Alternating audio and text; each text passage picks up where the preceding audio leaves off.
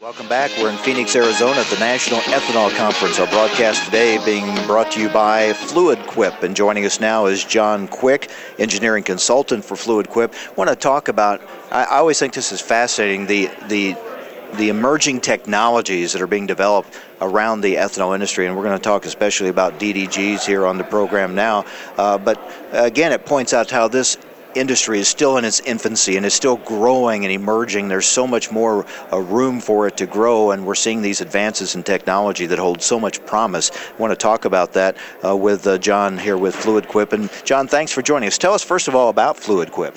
Well, Fluid-Quip's been in business since '87, really specializing in the corn wet milling industry, separation of corn solids into different co-products.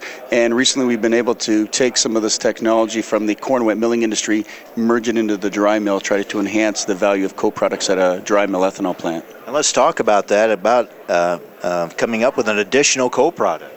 Yeah, what we've realized is that the co-products at a wet mill are about 2x that of a dry mill. So we see the value in separating the DDGs into higher value ingredients rather than commodities. So what we've come up with is a process technology to separate the protein fraction from the DDGs and make a high protein meal that's very equivalent to soybean meal and still leave a very decent DDGs product as a secondary co-product. Now, we often point to this when critics say corn-based ethanol is cutting into our food supply, and we try to point out just the opposite. It's creating a food supply.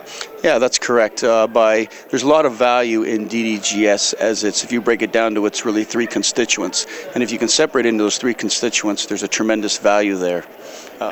It's a value actually higher than the price of corn itself, and that's really where we want to go with this. Now, even as we look more to cellulosic ethanol, this figures into that as well.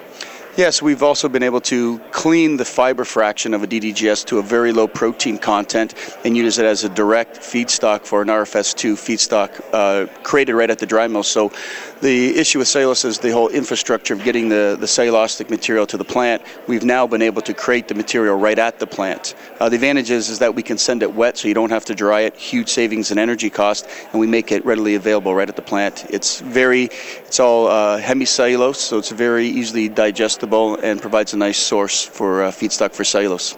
Now, is this still on the drawing board, or are you actually doing? Yeah, the protein extraction technology has been running full scale since November of 2009, a 55 million gallon year facility located in Wisconsin. Proven technology, they're making about 100 tons a day, very good market supply, very good product. The cellulose white fraction process that we're talking about is in the pilot scale. We make several hundred kilograms a day of the product right now, and we're continually trying to upscale that to full-scale production. And then you sell that product goes to livestock producers? The protein is a great feedstock right now for the poultry industry, and it's mainly being marketed into the poultry industry. And again, for people not aware of this whole process, and they hear that corn is going into ethanol production, they think, well, that's only for fuel for vehicles. We point out the other side of that, the co-products coming out of ethanol production do go to livestock feed, and that we have really come a long ways in the last few years on the development of these new technologies. Yeah, again, the key is to take the DDGs and break it down to its constituents, which have very high value. They become almost ingredients versus a commodity, and that's really where the market is going. Because there have been some challenges in transportation of DDGs and, consistency and of course, in coming up with the right, balance for different species of livestock, to adapt to using and consuming those DDGs. A lot of that has really been worked out. Yeah, our products is very easy to handle.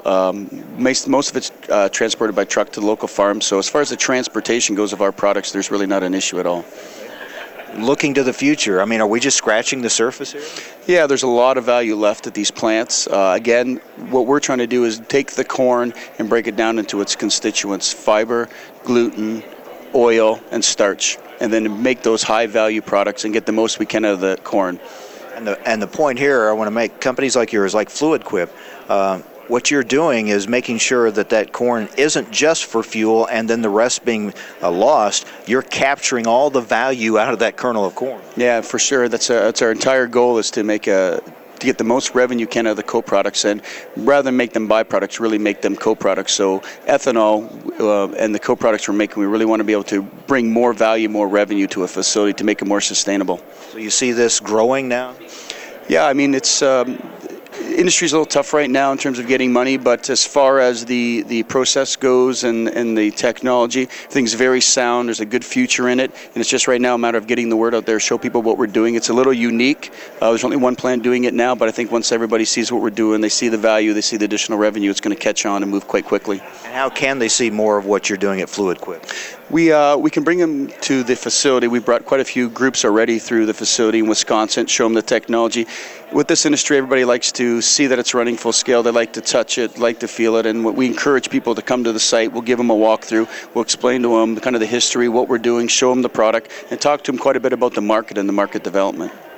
Very good, very fascinating, I think, the technology that's being developed here. Thank you for being with us, John. All right, thank you very much for having us. John Kwik, an engineering consultant with Fluid-Quip, again, enhancing the value of these co-products and creating additional co-products from ethanol production as well. Thank you very much, John. Appreciate it.